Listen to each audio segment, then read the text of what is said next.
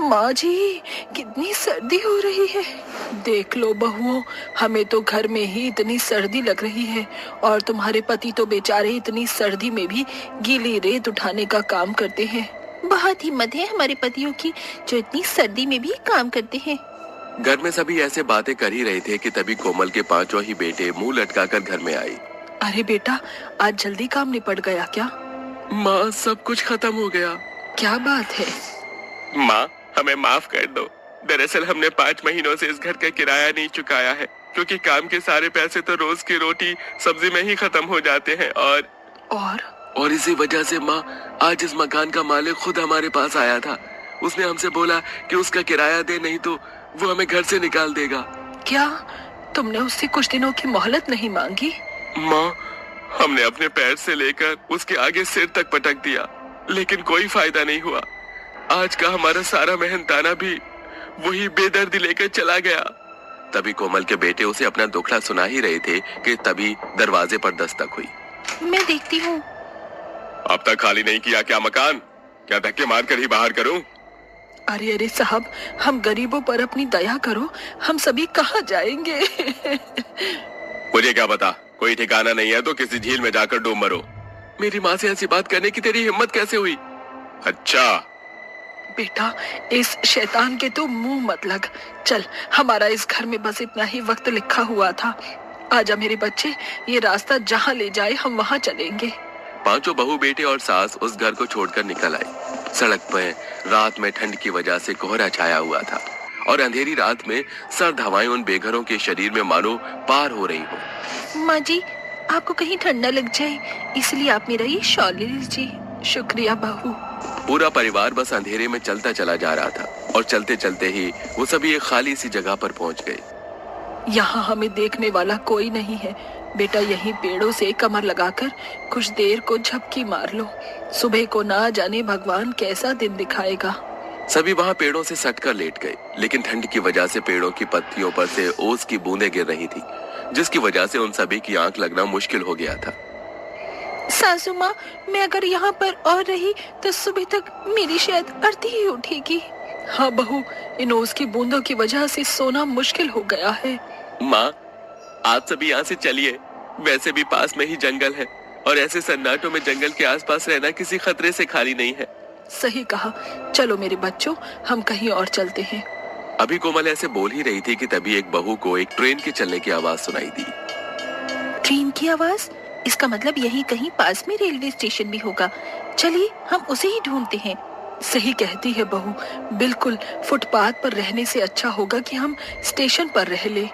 अंधेरी रात में वो सभी रेलवे स्टेशन ढूंढने लगे और कुछ ही देर बाद उन सभी को वो स्टेशन मिल भी गया। ये स्टेशन तो वीरान पड़ा हुआ है, लेकिन कम से कम ये कुछ न कुछ से तो अच्छा ही है ना। माँ जी देखिए, मुझे क्या मिला। क्या मिला बहू? अरे वाह, ये खाली पड़ा हुआ ट्रेन का इंजन और कुछ डब्बे हैं। चलो माँ, इसी के अंदर अपनी रात को गुजारते हैं। सही है बहू, मैं बाकी बच्चों को भी यहीं बुला लेती हूँ। कोमल ने अपने सारे बहू बेटों को वहीं बुला लिया और फिर वो सभी उसी ट्रेन के डिब्बे के अंदर की सीटों पर जाकर लेट गए। जो जो शॉल और चुन्नियां उन्होंने ओढ़ी हुई थी, उसी से अपने शरीर को ठंड से बचाते हुए वो सभी सो गए। अगली सुबह ठंडी ठंडी हवा लगने की वजह से उन सभी की आंख जल्दी खुल गई। माँ, मैं सोच रही हूँ कि क्यों ना हम सभी किसी काम की तलाश कर लें। ऐसी हालत में अगर हम सभी मेहनत नहीं करेंगे तो कुछ नहीं हो पाएगा। सिर्फ तुम ही क्यों, मैं भी तो अभी जवान ही हूँ, मैं भी कोई काम करूँगी। ये आप क्या बोल रही हो माँ? 5-5 बहुएं और बेटे होते हुए आपको काम वाम करने की कोई जरूरत नहीं है।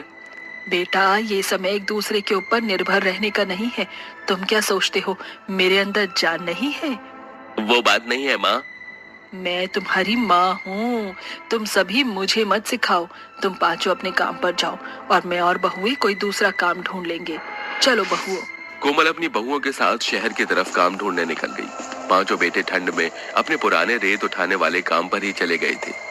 यहाँ शहर में अच्छा होगा अगर हम किसी एक जगह पर ही काम कर लेंगे। मैं भी यही चाहती हूँ कि हमें किसी एक जगह पर ही नौकरी मिल जाए। अभी सास बहू ऐसे बोल ही रही थी कि तभी पास में से एक धोबी उनके पास आया और बोला, है तुम सभी को जैसी नौकरी की तलाश है, मैं तुम्हें वो नौकरी दे सकता हूँ। मेरे साथी जो मेरे साथ काम किया करते थे, वो सभी अब काम पर नहीं आएंगे। और इतने सारे कपड़े मैं खुद भी नहीं धो पाऊंगा, तो तुम सभी मेरे साथ ये काम कर सकते हो। कोमल और उसकी बहुओं ने कुछ देर को सोचा। माँ जी कर लेते हैं, ये काम खुद हम तक आया है और पता नहीं हमें ऐसा काम मिल भी पाएगा जहाँ हम सभी साथ होंगे, इसलिए मैं सोचती हूँ कि हमें ये काम कर लेना चाहिए। सभी अपनी लाचारी की वजह से पांचों बहुएं और सास ठंड में उसी नौकरी पर लग गई। वो धोबी उन सभी को एक झील किनारे ले गया। अरे चलो, अब तुम सभी यहाँ पड़े हुए कपड़ों को धो दो, उसके बाद और है, उन्हें भी धोना है आज ही। अरे ये ठंडी हवाएं और ऊपर से ठंडा पानी। माँ आप ऐसा कीजिए, आप कुछ देर यहाँ बैठ जाइए। अगर किसी ने भी काम से हाथ रोका तो मैं उसे पैसे नहीं दूंगा। पैसों की जरूरत में पांचों बहुएं और सास सर्दी में अपनी परवाह न करते हुए कपड़ों को धोने लगी। शाम तक कोमल ने भी बहुओं के बराबर काम किया और शाम को वो सभी अपनी मेहनत की कमाई लेकर अपनी ट्रेन के डिब्बे वाले घर लौट गई। वहीं दूसरी तरफ पांचों बेटे भी आ गए। माँ, आप सभी को कोई काम मिला? हम सभी ने आज 100 रुपए का काम किया।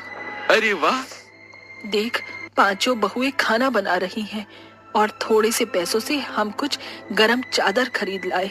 अरे वाह, आपने तो घर से निकलते ही सिक्सर मार दिया। लाओ भाई, अब खाना दो। लीजिए सभी खाइए, गर्मा गर्म दाल चावल। वैसे अगर परिवार का साथ हो, मुश्किल दिनों में भी हिम्मत बनी रहती है। यही तो अपनों की ताकत है। सभी ऐसे ही बातें करते हुए दाल चावल खा रहे थे। अब कोमल अपने घर का गुजारा इसी तरह से करती थी।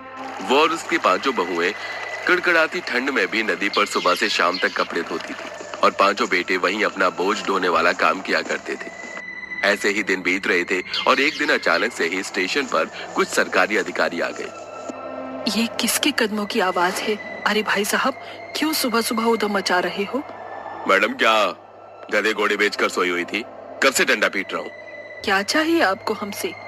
जल्दी से इस जगह को खाली कर दीजिए। उनकी आवाजें सुनकर पांचों बहुएं और बेटे भी जाग गए। क्या बात है? ये तुम्हारे बाप की ट्रेन है, चलो इसे खाली करो। ऐसे कैसे? एक मिनट, आप सभी मुझे बात करने दीजिए। अधिकारी जी, हम जानते हैं ऐसे बिना इजाजत यहाँ रहना सही नहीं है, लेकिन हमारा यही सहारा है। पूजा ने अपनी पूरी कहानी उन सभी को सुना दी। अगर अब आप इंसान हो तो एक इंसानियत वाला फैसला बताओ। हम आपकी परेशानी को समझते हैं। ऐसे जो बेघर लोग हैं उन्हें सरकार फ्री में घर दिलाने की योजना निकाल चुकी है। आप सभी भी उसमें हिस्सा डालकर देखिए, हो सकता है आपकी किस्मत चमक ही जाए। और जब तक आपका घर नहीं बनता, हम आपको कुछ दिनों की मोहलत दे सकते हैं, लेकिन उसके आगे बात हमारे बस में नहीं रहेगी। उस अधिकारी की इस बात से और दया से सभी बहुत खुश हुए। फिर क्या था, पांचों बेटों ने एक नए घर की योजना में हिस्सा डाला।